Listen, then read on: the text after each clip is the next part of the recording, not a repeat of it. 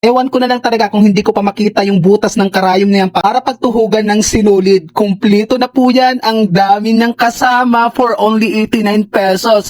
Pero disclaimer, yung presyong nabanggit ko ay yan yung panahon na nag-checkout ako. I-double check nyo muna, baka ngayon ay ganun pa rin. I-checkout nyo na agad yan. Kung tumaas man, hindi pa rin kayo lugi dahil napaka-affordable pa rin naman po kung umabot man yan sa 100 plus.